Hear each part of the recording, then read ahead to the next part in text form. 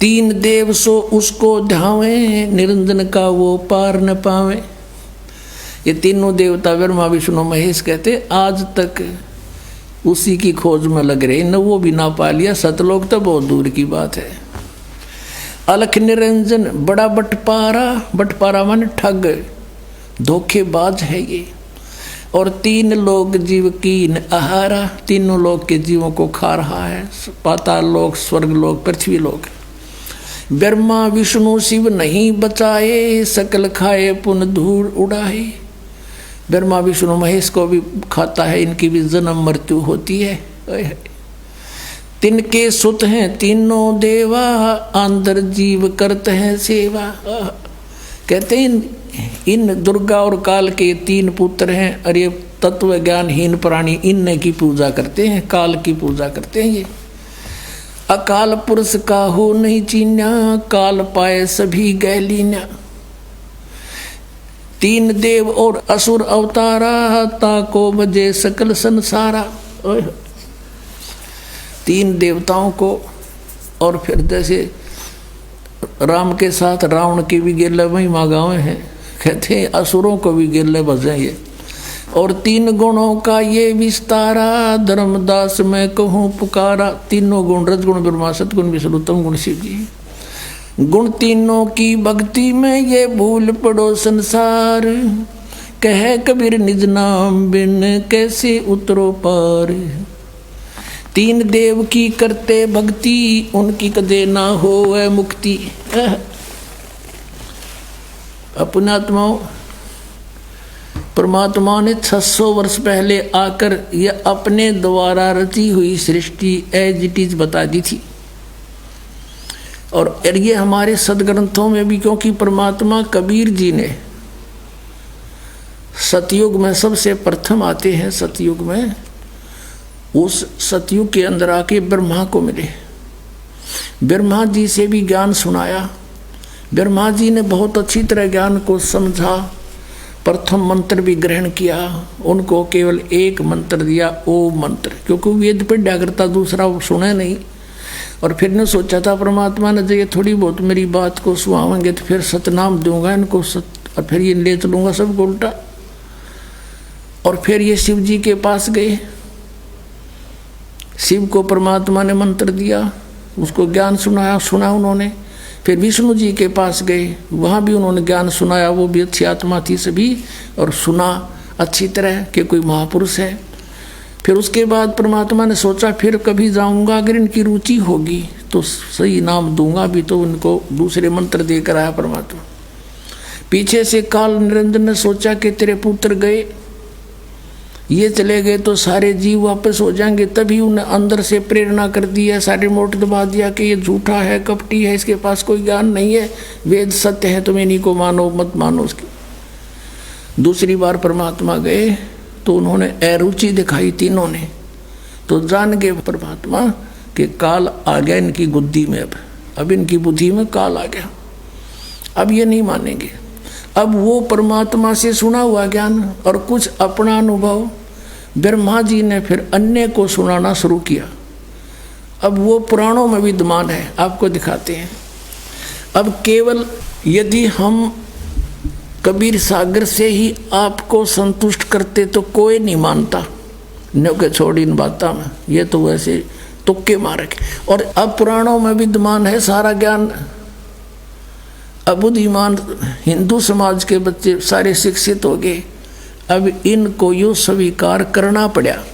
अब सचमुच जो पुराणों में लिखा, और 600 वर्ष पहले भगवान बता गए, वो जो का तो आज पुराणों में लिखा, जिसको ये अशिक्षित कहते थे। और परमात्मा वैसे तो वो तो अंतर्यामी है, सब भाषाओं को जानते हैं, जानबूझकर मालिक अक्सर ज्ञानहीन रहे कि कोई नू ना सोचा कबीर जी ने ये पढ़ ली होंगी, कुरान पुराण वेद पुराण पढ़ लिए होंगे। और अब इससे हम भगवान पहचान सकते हैं कि परमात्मा जिसको अज्ञानी कहते वो महाज्ञानी, सब वेदों और गीता और पुराणों को जानकार थे, वो तो परमात्मा थे। और ये संस्कृत के ज्ञाता महामंडलेश्वर विद्वान को वहाँ थे, इन कख भी ना पता हमारे सिलेबस का, हमारे सदग्रंथों का पता नहीं। अब आपको दिखाते हैं, सबसे पहले देवी भागवत दिखाते हैं। अब देखिएगा श्रीमद् देवी भागवत यानी देवी पुराण, गीता प्रेस गोरखपुर से प्रकाशित है। ये संपादक है हनुमान प्रसाद पोदार, चिमनलाल गोस्वामी। ये कहाँ से छपे हैं? प्रकाशक एवं मुद्रक हैं गीता प्रेस गोरखपुर, गोविंद भवन कार्यालय कोलकाता का संस्थान, ये यहाँ से छपा है। 123 पृष्ठ पे ये तीसरा स्कंद। यहाँ पर भगवान विष्णु अपनी माता दुर्गा की महिमा स्तुति कर रहे हैं। तुम शुद्ध स्वरूपा हो, यह सारा संसार तुम्ही से उद्भासित हो रहा है। मैं ब्रह्मा और शंकर हम सभी तुम्हारी कृपा से विद्यमान हैं। हमारा आविर्भाव जन्म, आविर्भाव माने जन्म, तिरोभाव माने मृत्यु हुआ करता है। केवल तुम ही नित्य हो, जगत जननी हो, प्रकृति और सनातनी देवी हो। प्रकृति दुर्गा को कहते हैं, ये स्पष्ट लिखा है। भगवान शंकर बोले, देवी यदि महाभाग विष्णु तुम्ही से प्रकट हुए हैं, उनके बाद उत्पन्न होने वाले ब्रह्मा भी तुम्हारी बालक हुए, फिर तमोगुणी लीला करने वाला शंकर, क्या मैं तुम्हारी संतान नहीं हुआ? अर्थात मुझे भी उत्पन्न करने वाली तुम ही हो शिवे। संपूर्ण संसार की सृष्टि करने में तुम बड़ी चतुर हो। इस संसार की सृष्टि, स्थिति और संहार में तुम्हारे गुण सदा समर्थ हैं। उन्हीं तीनों गुणों से उत्पन्न हम ब्रह्मा, विष्णु एवं शंकर नियमानुसार कार्य में तत्पर रहते हैं।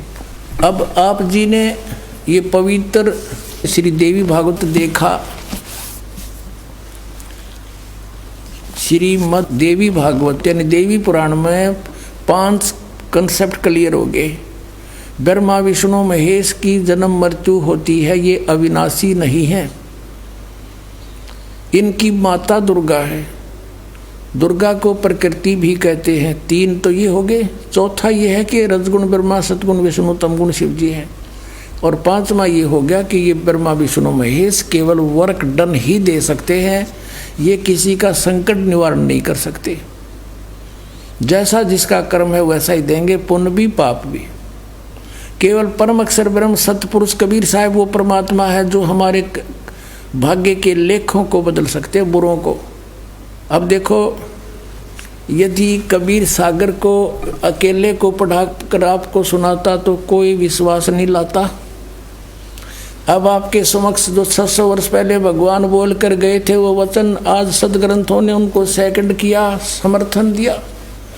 तो इससे पुण्यात्माओं बहुत आसान हो गया आपको भगवान को पहचानना, जिसको ये अशिक्षित अज्ञानी कहा करते थे। और इस संस्कृत भाषा के जानने वालों को हमारे पूर्वज बड़े विद्वान, महपुरुष, महर्षि, बड़े पहुँचे हुए मानते थे। न कख नहीं पता था, सदग्रंथों को भी नहीं परिचित थे। ये आज तक हमें नहीं बता सके ऋषि महर्षि ब्रह्मा विष्णु महेश नाशवान है या अविनाशी है। इनके माता पिता भी हैं और सदग्रंथों में लिखे, इनकी जीवनी में लिखे, तो ये कख नहीं जाने थे। लोक वेद सुनाया करते थे। अब दिखाता हूँ आपको।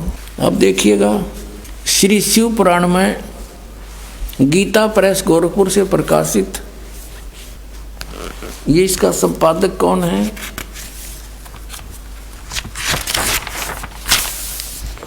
हनुमान प्रसाद पोदार, ये है इसका संपादक। और ये कहाँ से छपा है? प्रकाशक एवं मुद्रक हैं गीता प्रेस गोरखपुर, गोविंद भवन कार्यालय कोलकाता का संस्थान। ये इनके फैक्स और फ़ोन नंबर है। अब इसके 98वें पृष्ठ से हम आपको सुनाएंगे। थोड़े से ही लेख में कंसेप्ट क्लियर हो जाएगा। ये रुद्र संहिता और ये 5वां अध्याय यहाँ अंत होता है।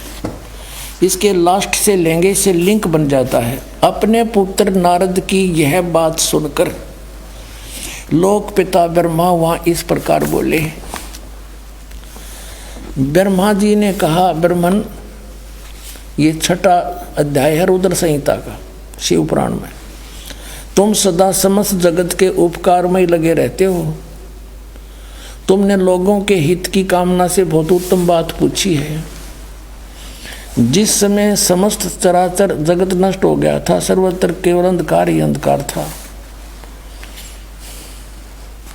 उस समय तत्सद्ब्रह्म इस श्रुति में जो सत सुना जाता है एकमात्र वही शेष था। अब 100 पृष्ठ पर आ गया।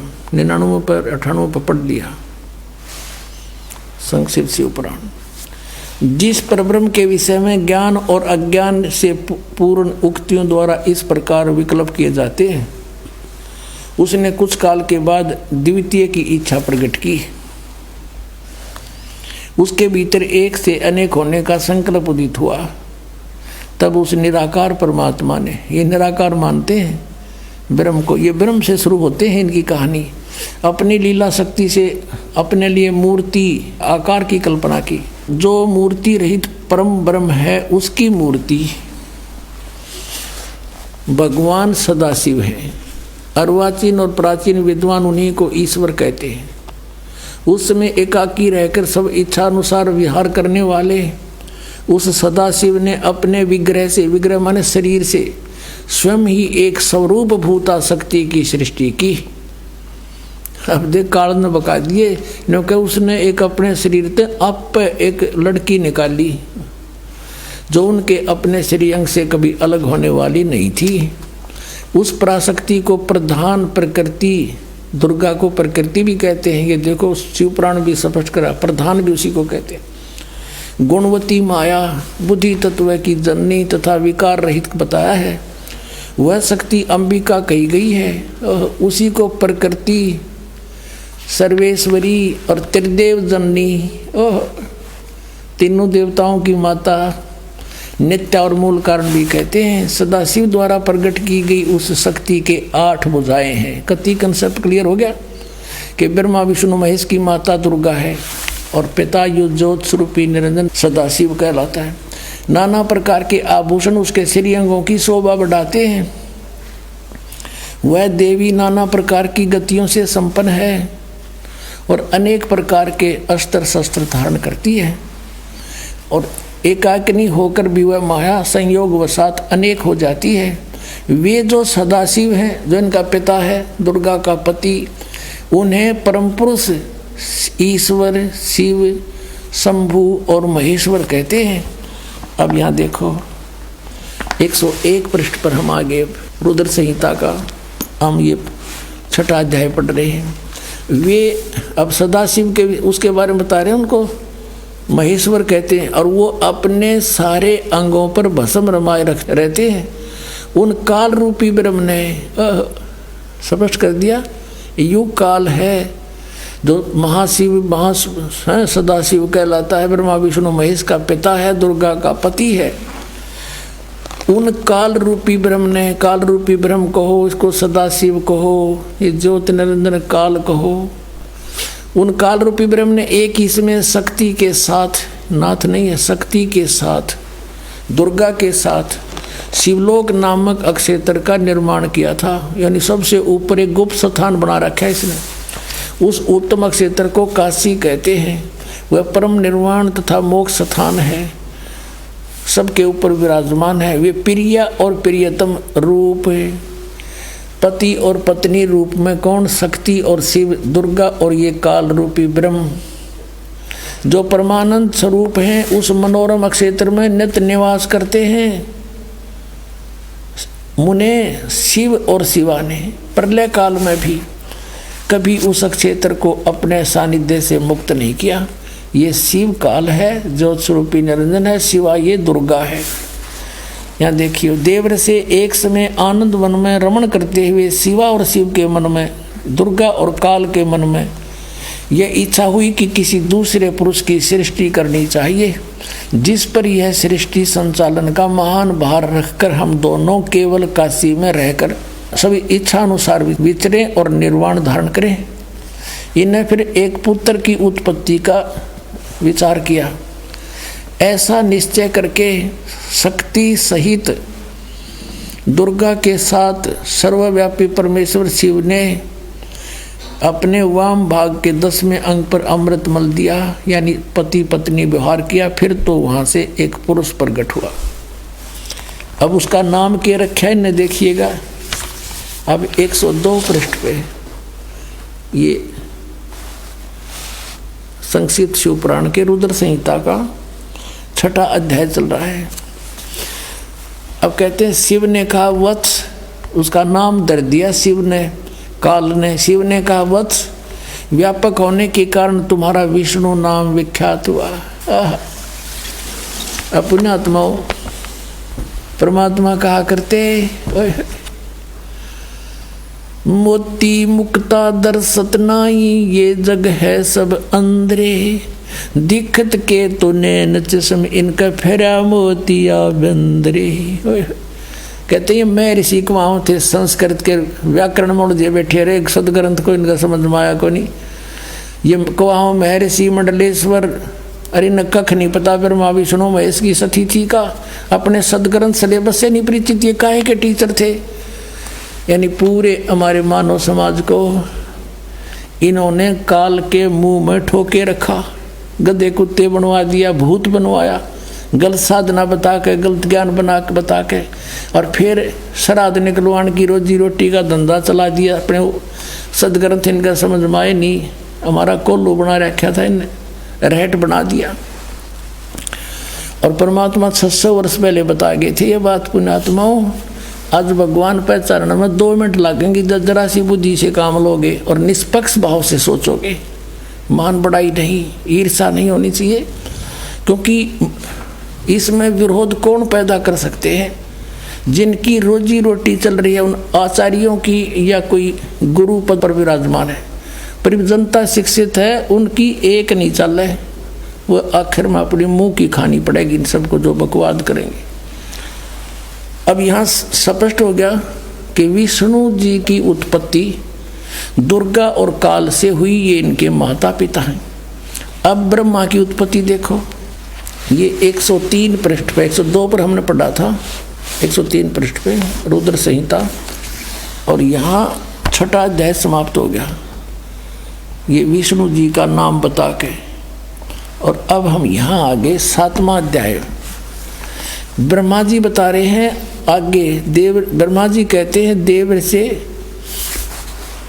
नारद को बता रहे हैं, तत्पश्चात कल्याणकारी परमेश्वर सांब सदाशिव ने काल ने दुर्गा के साथ जैसे विष्णु उत्पन्न किया, पूर्ववत पर प्रयत्न करके मुझे अपने दाहिने अंग से उत्पन्न कर दिया। अपने आत्माओं, यहाँ ये अनुवाद करता शर्मा गया, शिव जी का पुजारी होगा कि शिव जी ते शिव जी की उत्पत्ति कैसे दिखाऊं, यहाँ तक कर गया गोलमोल।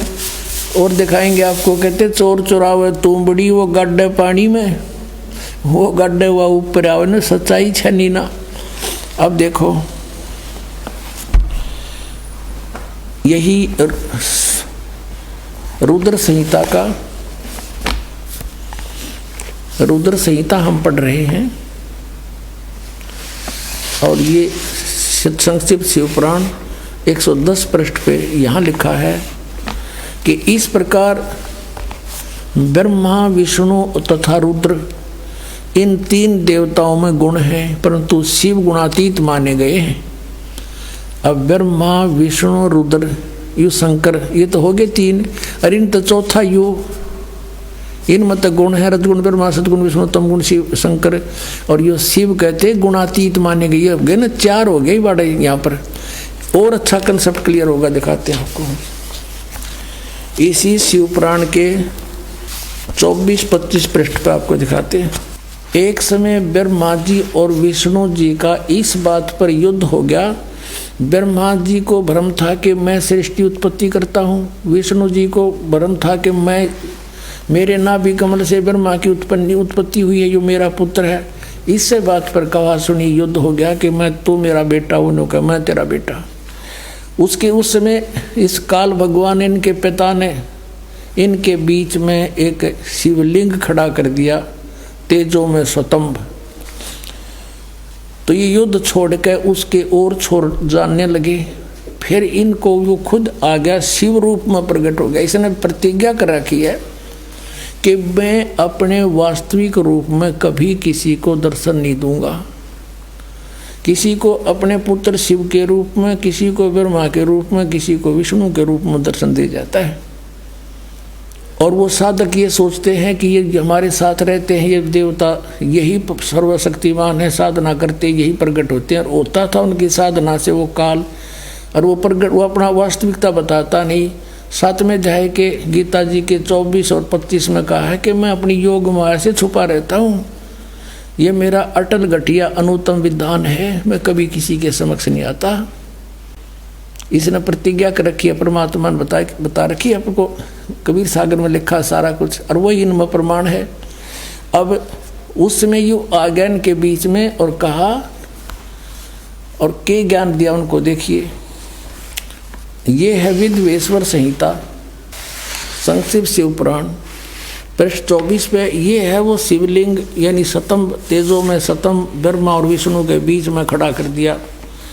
और फिर ये देखिएगा 25 पृष्ठ पे, ब्रह्मा और विष्णु ने पूछा प्रभु, उस शिव रूप में खड़े भगवान काल से पूछा, सतकाल रूपी ब्रह्म से के ब्रह्मा और विष्णु ने पूछा प्रभु, सृष्टि आदि 5 कर्तव्यों के लक्षण क्या हैं, यह हम दोनों को बताइए। भगवान शिव बोले, ये भी अनुवाद करता तो शिव कहेगा था वो काल इनका पिता।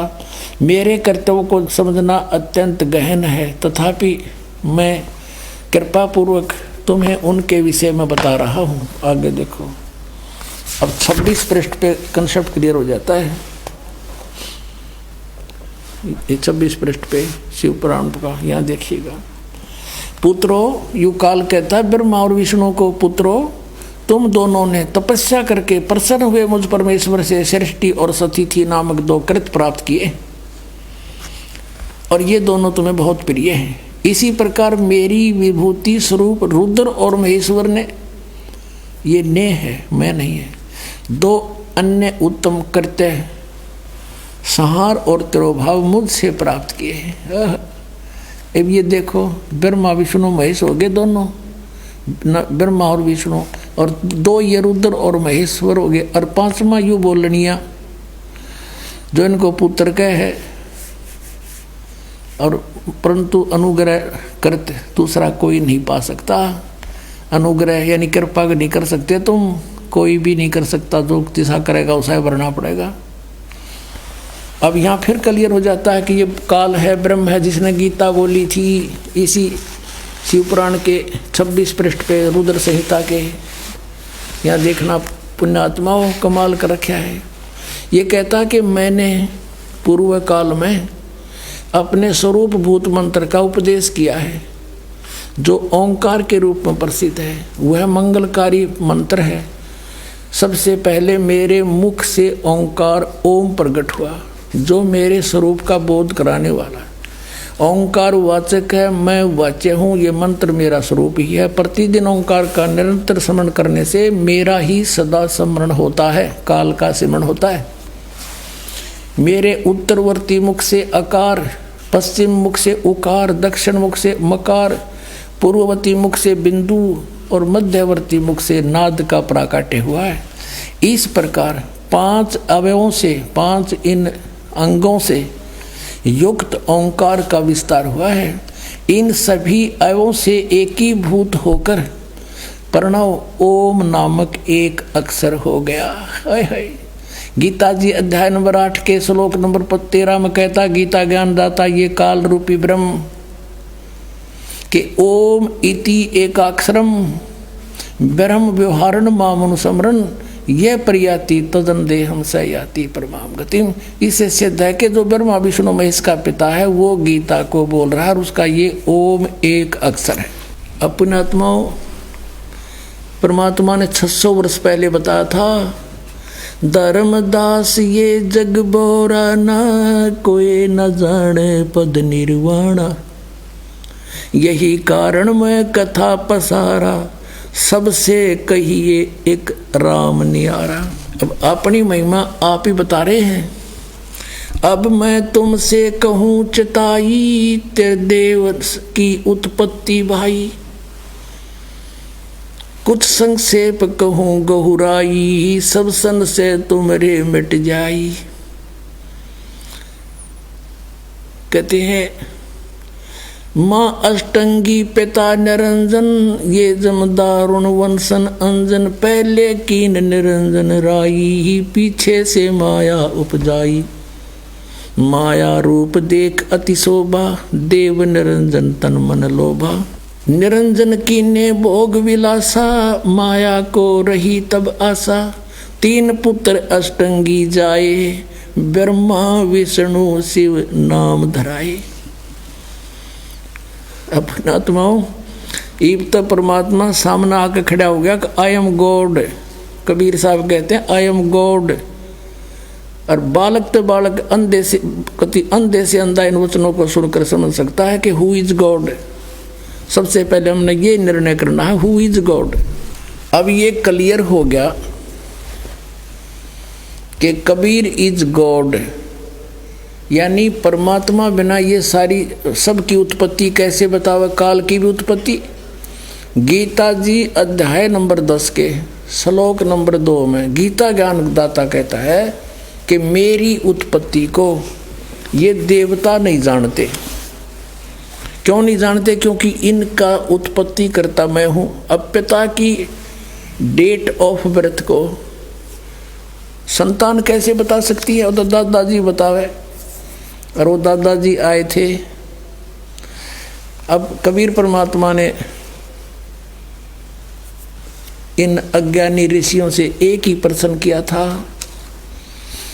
कौन ब्रह्मा का पिता है, कौन विष्णु की माँ, शंकर का दादा कौन है, हमको जो बता। और यहाँ हंसी करा करते, मजाक करते थे, देख क्या बकवास कर रहा है, ये झूठा है, कपटी है, अज्ञानी है, इसको संस्कृत भाषा नहीं आती है, झूठ बोलता है, श्रोताओं इसकी बातों में मत आना।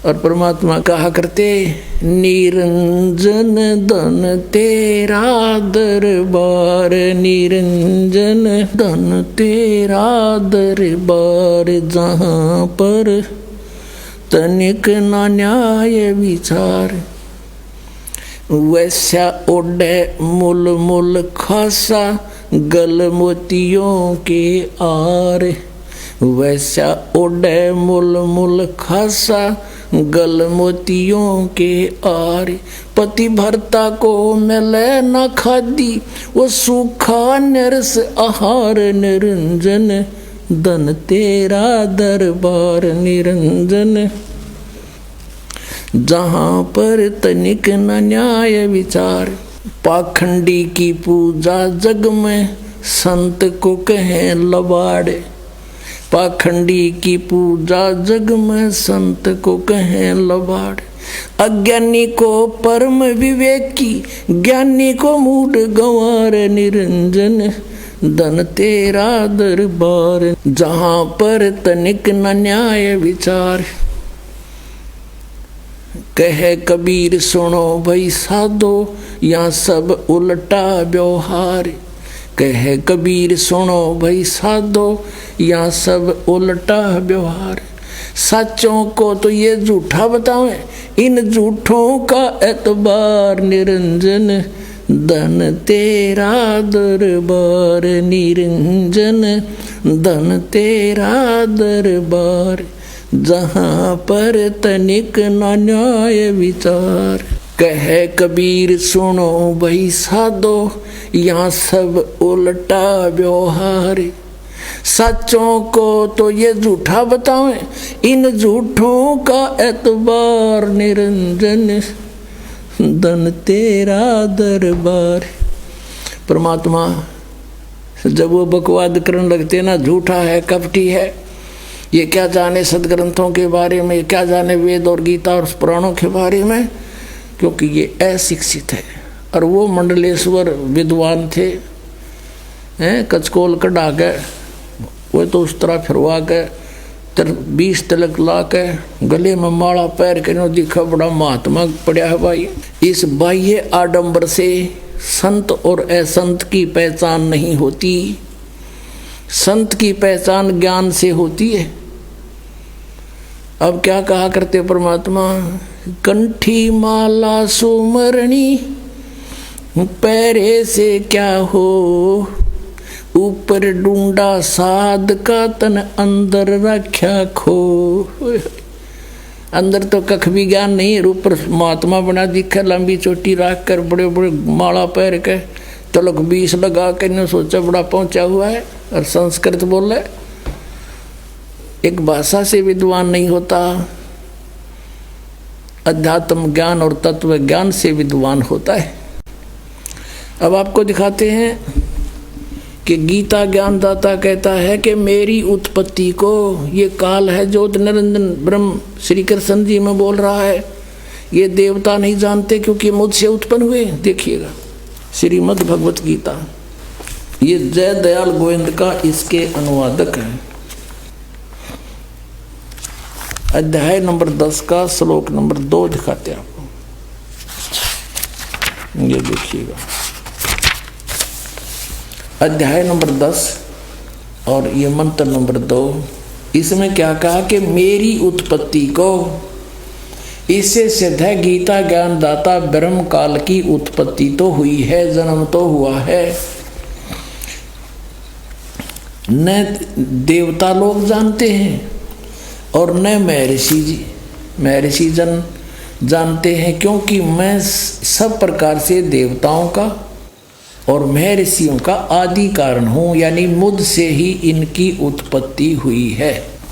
अपने आत्माओं परमात्मा ने 600 वर्ष पहले कहा था, गुण तीनों की भक्ति में ये भूल पड़ो संसारे, कहे कबीर निज नाम बिना कैसे उतरो पारे। 3 देव की जो करते भक्ति, उनकी कदे ना होवे मुक्ति। उस समय तो परमात्मा का इतना जबरदस्त विरोध करवा दिया था इन अज्ञानियों ने कि मारो मारो, यो ब्रह्मा विष्णु महेश को पूजा के योग नहीं बता रहा है। अपने आत्माओं आज हमारे सदग्रंथ वही गवाही दे रहे हैं। पवित्र श्रीमद् भगवत गीता अध्याय नंबर 7 के श्लोक 12 से लेकर 15 में, 20 से लेकर 23 में, इन श्लोकों में कति कंसेप्ट क्लियर हो रहा है। आपको दिखाते हैं। आपको सबसे पहले तो ये कंसेप्ट क्लियर करते हैं कि 3 गुण क्या है। पुणात्माओं, ये अमर कथा है, ये तो हमने कदे सपने में भी सुनने ना मिला हो, जदाता दया ना करते ये हमारे पास आन देता ही समर्थ ज्ञान को। ने जय गणेश देवा, माता थारी पार्वती, पिता माँ देवा, ये रटवाएं जानते हमारे पे। और किता इधर उधर को तीर्थ व्रता पर घुमाते रहते, जबकि श्रीमद् भगवत गीता में कितना तीर्थ जान का प्रावधान नहीं है। तो हम शास्त्र विदिता का मनमान आचरण करते हैं तो हमें हानि होगी। गीता जी अध्याय नंबर 16 के श्लोक नंबर 23 में स्पष्ट किया है। तो पहले हम करते हैं कि तीनों गुण क्या है, ये देखिएगा। मार्कंडेय पुराण, ये मार्कंडेय पुराण और गीता प्रेस गोरखपुर से प्रकाशित है। ये मार्कंडेय पुराण ये कहाँ से छपी है, ये देखिएगा। प्रकाशक एवं मुद्रक है गीता प्रेस गोरखपुर, गोविंद भवन कार्यालय कोलकाता का संस्थान। इनके फैक्स और फोन नंबर। इसके 123 पृष्ठ पर हम आते हैं। तो ये देखिएगा 122 पृष्ठ पे मार्कंडेय, संक्षिप्त मार्कंडेय पुराण, और यहाँ है मार्कंडेय जी बोले मुने। ये मार्कंडेय जी का प्रकरण चल रहा है, ये समझ लो। अब हम 123 पृष्ठ पे के सामने आ जाते हैं, घनी दूर नहीं जाते, यहाँ जाओ 123 पृष्ठ पे। इस तरह स्वयंभू परमात्मा की 3 अवस्थाएं होती हैं। रजगुण प्रधान ब्रह्मा, तमगुण प्रधान रुद्र, सतगुण प्रधान विश्वपालक विष्णु है। यही 3 देवता हैं और यही 3 गुण हैं। अब कोई कच्ची बात नहीं रही, कति स्पष्ट हो गया कि रजगुण ब्रह्मा, सतगुण विष्णु, तमगुण शिव जी, यही 3 गुण कहलाते हैं और यही 3 देवता हैं। फिर भी हम और कंसेप्ट कति क्लियर कराएंगे। ये देखिएगा, ये है मुंबई से प्रकाशित एक देवी भागवत, यानी श्री देवी मद देवी भागवत देवी पुराण, वो गीता प्रेस गोरखपुर से प्रकाशित थी। ये खेमरा श्री कृष्ण दास प्रकाशन मुंबई से। अथ देवी भागवतम यानी शक्ति पुराण भाषा सभाष्टिकम सहमात्यम, खेमरा श्री कृष्ण दास प्रकाशन बम्बई 4। अब यहाँ हम इसके आते हैं तीसरे सकंद में। ये है अथ श्रीमद देवी भागवते भाषा टीका युक्ते तृतीय स्कंध प्रारंभते। अब हम इसके 11 पृष्ठ पर आपको पढ़कर दिखाएंगे। और अध्याय नंबर 5 तृतीय स्कंद का 5वां अध्याय। और यहाँ देखिएगा 8वां श्लोक है। भगवान शंकर कह रहे हैं अपनी माता दुर्गा को, हे माता, यदि हमारे ऊपर सदा आप दया युक्त हो तो हमको तमोगुण में किस प्रकार प्रदान किया है? ब्रह्मा रजोगुण और हरि सतगुण, यानी विष्णु को सतगुण युक्त किए हैं। किस लिए किए हैं, युक्त क्यों किए हैं? फिर देखो, अब ये तो हमने हिंदी पढ़ा, अब संस्कृत देखो। यदि दया धर्मना न सदा अंबिके, यदि दया धर्मना, यदि आप हमारे ऊपर सदा दयालु हो, अंबिके सदा अंबिके कथम अहम विहिता च, शंकर जी कहते हैं क्यों मैं बना दिया, कैसे, किस लिए? तमोगुण है। और कमल जय, कमल से उत्पन्न होने वाले ब्रह्मा जी को रजो गुण संभव, और सुविता किमो सतो गुण हरि, और विष्णु जी को सतो गुण क्यों बना दिया? इति सिद्धम के रजगुण ब्रह्मा है, सतगुण विष्णु, तमगुण शिव जी। अपनात्मा परमात्मा ने एक अमृतवाणी कही थी, गुण तीनों की भक्ति में ये भूल पड़ो संसारे, कह कबीर निज नाम बिना ये कैसे उतरे पारे।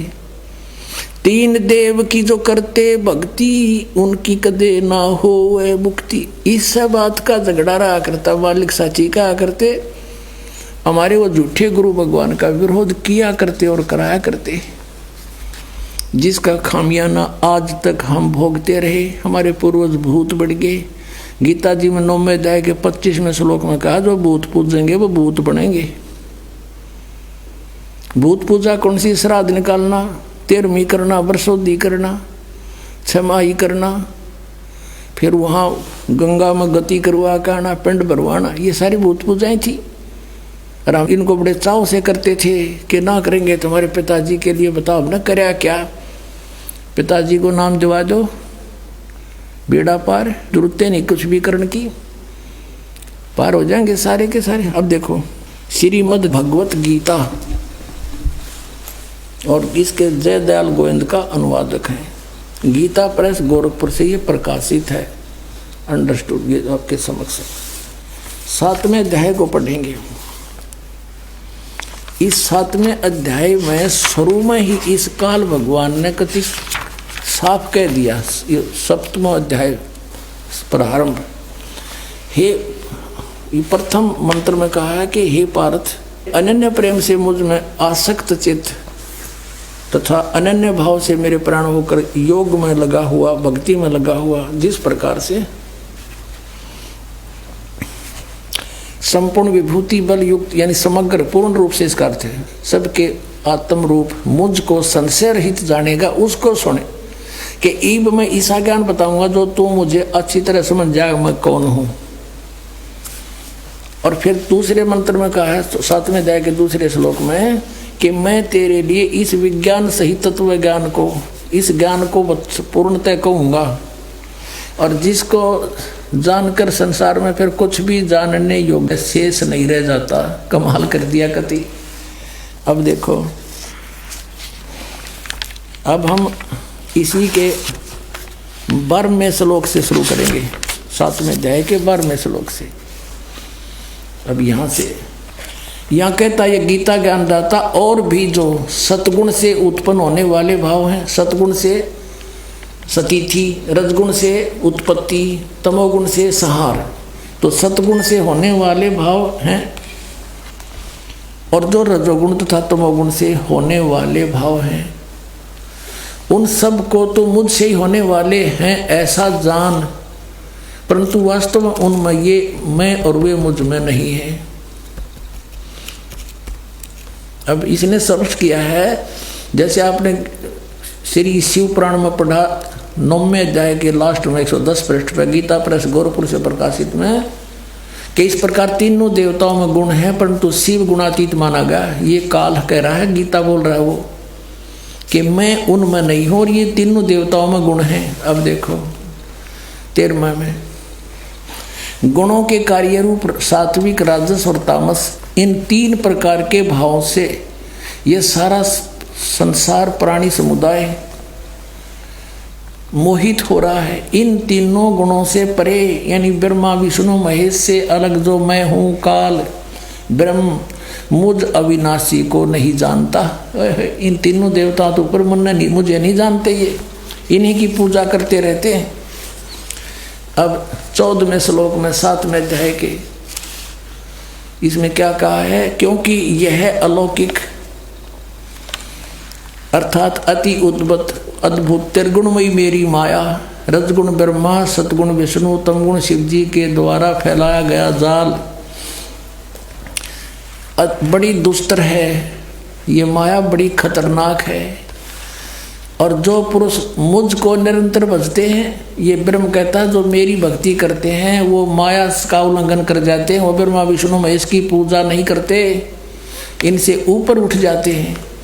और 15वें में कंसेप्ट क्लियर कर दिया, माया के द्वारा जिनका ज्ञान हरा जा चुका है, त्रिगुणमयी माया, रजगुण ब्रह्मा, सतगुण विष्णु, तमगुण शिव जी के द्वारा उनकी भक्ति से ऊपर जो कुछ सुनने को तैयार नहीं, कुछ करने को तैयार नहीं, उनका उन्हीं से मिलने वाले लाभ पर आश्रित हो चुके हैं, उनका ज्ञान हरा जा चुका है, असुर स्वभाव को धारण किए हुए मनुष्यों में नीच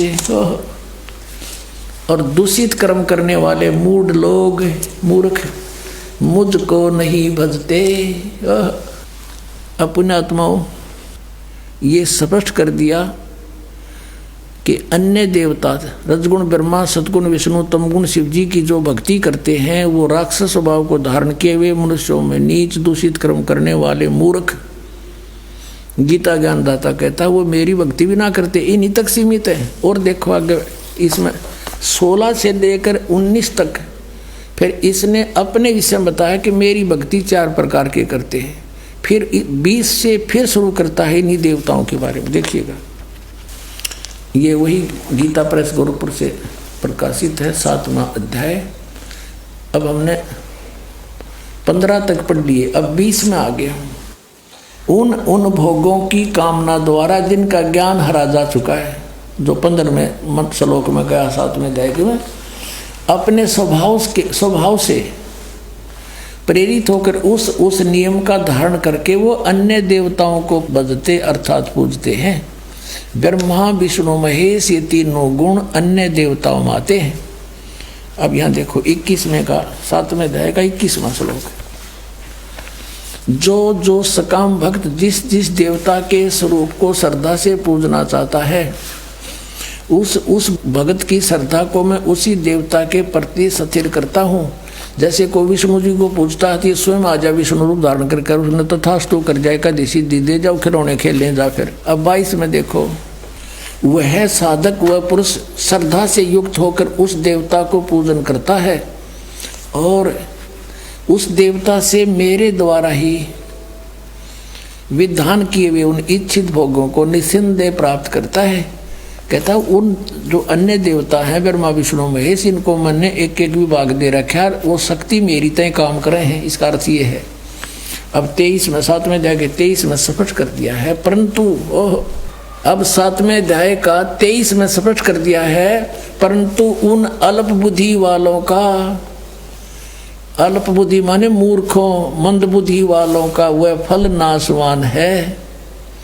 देवताओं को पूजने वाले देवताओं को प्राप्त होते हैं, और मेरे भक्त मुझको ही प्राप्त होते हैं। इन्होंने ये डंगा डाल दिया, चाहे जैसे ही भजे, चाहे कोई बात हुई। गीता जी कहता है कि एक मेरा तो एक वो मंत्र, उसके अतिरिक्त कुछ भी नथिंग एल्स, ये इन्होंने आ पढ़ा दिया, चाहे जैसे भी भजे, हरे राम हरे कृष्ण करें। इनका उद्देश्य ये है यहाँ डंगा डाण का, मेरे भक्त मुझको ही प्राप्त होते हैं, इतना सा बात है।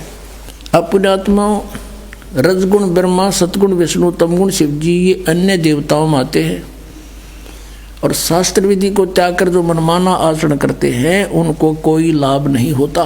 16वें अध्याय के 23वें श्लोक में कहा है। अब यहाँ थोड़ा सा कंसेप्ट और क्लियर करते हैं। अब जैसे 16वें अध्याय के 23वें श्लोक में ये कहा कि शास्त्र विधि को त्याग कर जो मनमाना आचरण करते हैं उनको कुछ भी लाभ नहीं होता, ना उनकी गति हो, ना उनको कोई सुख हो और ना उनकी कोई सिद्धि प्राप्त हो। यूजलेस। फिर क्या फायदा उस भक्ति का। और देखिएगा इन तीनों देवताओं की भक्ति भी शास्त्र विधि त्याग का मनमाना आचरण है। ये देखिएगा, यही गीता प्रेस गोरखपुर से प्रकाशित है। 16वें अध्याय का 23वां श्लोक दिखाते हैं। ये 16वां अध्याय और इसका 23वां श्लोक यहाँ पर है। जो शास्त्र विधि को त्याग कर अपनी इच्छा से मनमाना आचरण करते हैं वह न सिद्धि को प्राप्त होता है, न परम गति को और न सुख को ही। यूजलेस।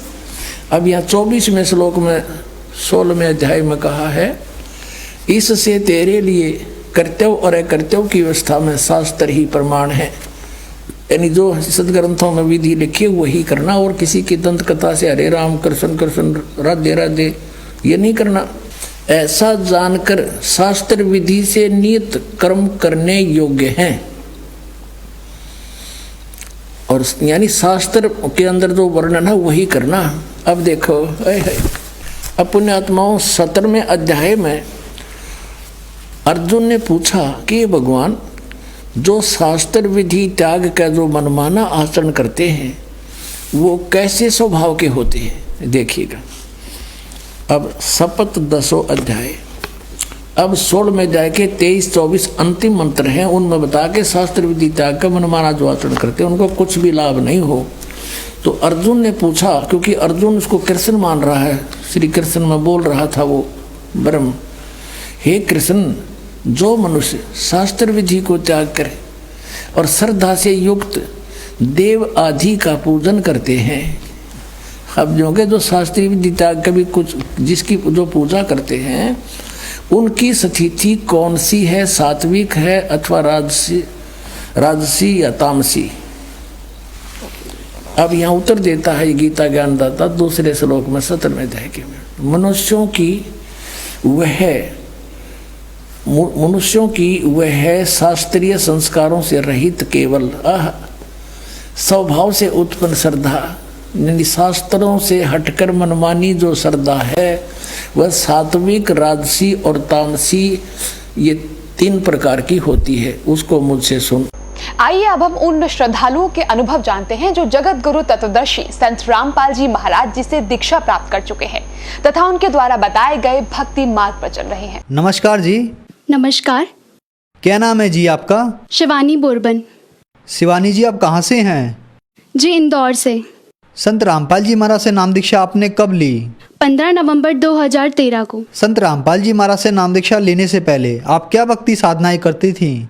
जी भक्ति साधना आशाराम बापू जी से करते थे, पर उसके पहले हमें मम्मी बताया करती थी कि बचपन में ध्रुव और प्रहलाद को जैसे बचपन में ही भगवान की प्राप्ति हुई, वैसे अगर आप भी बचपन से ही भक्ति साधना करोगे तो आपको भी जल्दी भगवान मिल जाएंगे। इसी खोज में हम बचपन से ही तब से ही हम टीवी पर संस्कार चैनल, जी टीवी जैसे जो भी सत्संग, साधना, भागवत ये सारी चीज़ें बताया करते हैं, तब से ही हम ये भगवान की खोज में ये सारे चीज़ें देखा करते थे। मंदिर जाते थे, चर्च जाते थे, वहाँ पर भगवान को खोजा करते थे और व्रत उपवास साधना भी किया करते थे।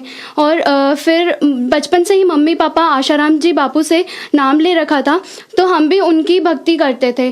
भक्ति करते करते फिर हमने 5 साल उनकी भक्ति साधना करी, जिसमें कि वो बताते थे कि आपको हर नवरात्रि में अनुष्ठान करना चाहिए, जिसमें हम सरस्वती मंत्र भी देते थे और 7 मंत्र भी दिया करते थे। उसमें से आपको एक मंत्र चुनना होता था, तो हमने सरस्वती मंत्र भी लिया था और एक मंत्र ओम नमो भगवते वासुदेवाय नमः ये मंत्र आसाराम बापू जी से ले रखा था और हम हर नवरात्रि में अनुष्ठान किया करते थे। एक साल में 2 नवरात्रि हुआ करती है, तो उसमें से हम दोनों नवरात्रि में सरस्वती मंत्र का अनुष्ठान किया करते थे, जिसमें 108 मनके की माला को 170 बार जपना होता था, तो हम वो भी जपा करते थे और साथ में स्कूल जाना, ट्यूशन जाना, ये सारी चीज़ें करते करते भी हम वो भक्ति करते थे। और भक्ति करते करते भी हम इतने दुखी थे कि घर में ग्रह कलेश बहुत ज़्यादा बढ़ने लगा। मम्मी बहुत ज़्यादा बीमार रहती थी, हर 15 दिन 8 दिन में बीमार रहना, और जब मम्मी ठीक हो जाती तो भाई बीमार हो जाता, फिर भाई ठीक होता तो पापा बीमार हो जाते, फिर मेरी तबीयत ख़राब हो जाती। मतलब एक ने एक बिस्तर पे कोई ना कोई हुआ ही करता था, बीमार ही हो जाते थे। ऐसे घर में झगड़े हुआ करते थे और इसी वजह से हमारे घर में इकोनॉमिकल कंडीशन हमारी इतनी वीक हो गई कि बहुत ज़्यादा ही वीक हो गई थी। तो फिर आप संत रामपाल जी महाराज की शरण में कैसे आई? हमारे मम्मी पापा एक संत रामपाल जी महाराज जी के शिष्य हमारे रिलेटिव हैं, उनके घर शाम को गए। जिस टाइम पर संत रामपाल जी महाराज जी के शिष्य, उस टाइम पर संत रामपाल जी महाराज जी का सत्संग आ रहा था। उसी टाइम पर मम्मी पापा ने संत रामपाल जी महाराज जी का सत्संग सुना और संत रामपाल जी महाराज जी के जो शिष्य हैं हमारे रिलेटिव, उन्होंने भी मम्मी पापा को संत रामपाल जी महाराज जी के ज्ञान के बारे में बताया कि यहाँ पर सच्ची भक्ति बताते हैं, मोक्ष की विधि बताते हैं और हमें बहुत सारे लाभ हुए हैं। उन्होंने वो सारी चीज़ें भी बताई। तभी अक्टूबर 2013 में मम्मी पापा बरवाला आश्रम गए और उन्होंने नाम दीक्षा संत रामपाल जी महाराज जी से ली। शिवानी जी, हमने सुना है कि जो भी श्रद्धालु संत रामपाल जी महाराज से नाम दीक्षा लेते हैं उन्हें बहुत सारे लाभ प्राप्त होते हैं, चाहे वो भौतिक हो, शारीरिक हो, आर्थिक हो या मानसिक हो। तो क्या संत रामपाल जी महाराज से नाम दीक्षा लेने के बाद आपको भी कुछ लाभ प्राप्त हुए? जी, संत रामपाल जी महाराज जी से नाम दीक्षा लेने के बाद हमें बहुत लाभ हुए।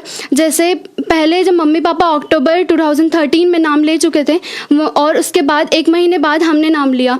उस दौरान हमने नाम नहीं लिया, हम सत्संग सुना करते थे, आरती किया करते थे संत रामपाल जी महाराज जी की। और तभी हमें अचानक से वेस्ट से लेकर फीट तक के बहुत ज़्यादा पेन होता था और मेरी ये कंडीशन हो गई थी उस टाइम पे कि मैं अगर खड़ी हूँ तो खड़ी ही रहती थी, बैठी हूँ तो बैठी ही रहती थी, अगर सोई हूँ तो सोई रहती थी। मुझे कोई दूसरा आकर उठाता बैठाता, मुझसे कोई काम भी नहीं किया जाता था।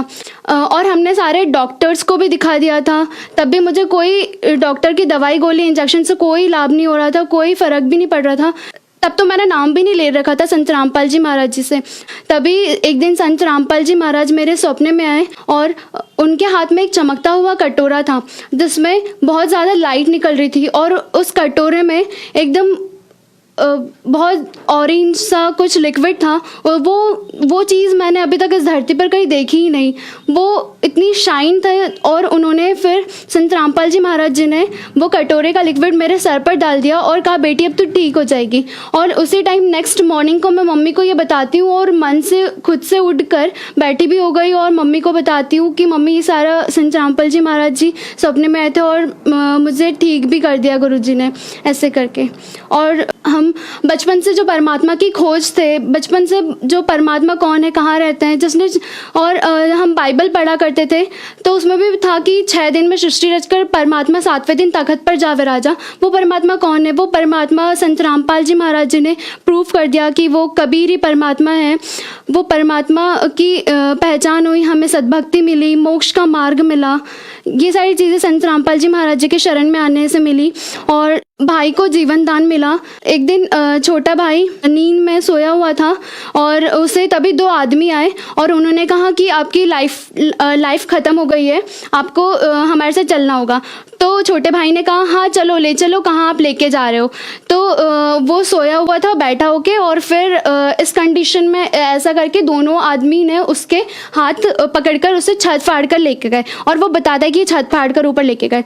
और उसके बाद छोटे भाई को जो ये लगा कि शायद मैं कहीं गलत जगह आ गया हूँ, तभी उसने संत रामपाल जी महाराज जी की जय हो, बंदी छोड़ की जय हो और संत रामपाल जी महाराज मुझे बचाओ बचाओ ऐसा करके बोलने लगा। तभी एक बहुत लाइट सा प्रकाश आया और वो जो 2 यमदूत थे वो उसे छोड़कर वापस चले गए और वो वापस से उस छत में से नीचे आ गया और फिर सुबह उठकर सारी कहानी मम्मी को बताता है कि मेरे साथ रात को ऐसा ऐसा हुआ। और फिर वो उठा और उठने के बाद उसके कमर में बहुत पेन होने लगा।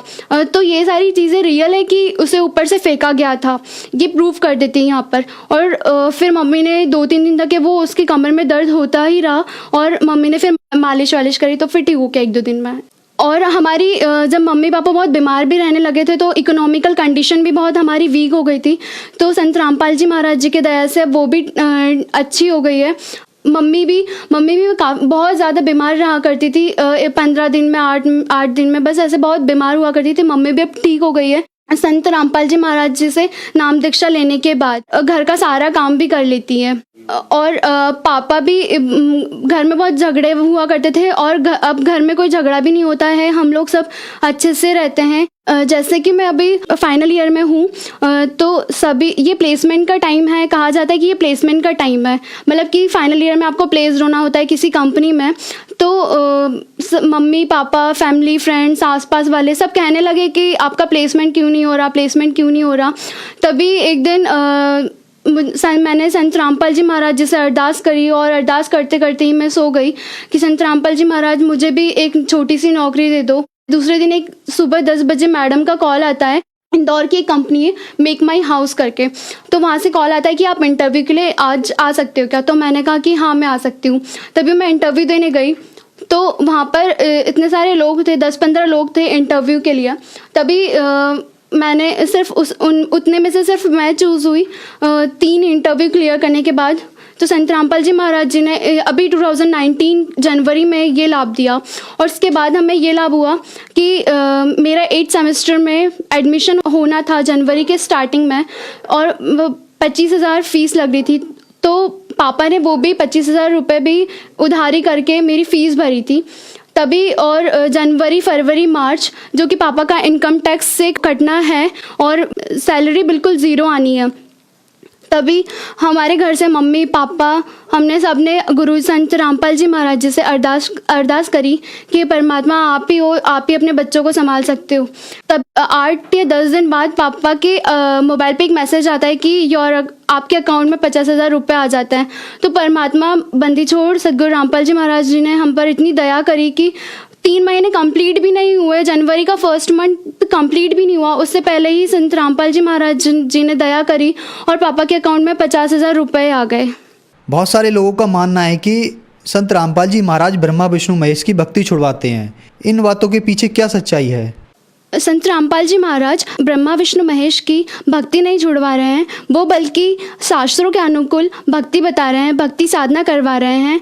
उससे संत रामपाल जी महाराज जी के शिष्यों के लाइलाज बीमारी जैसे कि कैंसर, एड्स, ब्रेन ट्यूमर, ये सारी चीज़ों लाइलाज बीमारी जिनका कोई इलाज ही नहीं है वो भी ठीक हो रही है सिर्फ संत रामपाल जी महाराज जी से नाम दीक्षा लेने और उनके मर्यादा नियमों में रहकर भक्ति करने से सारे लाभ प्राप्त हो रहे हैं।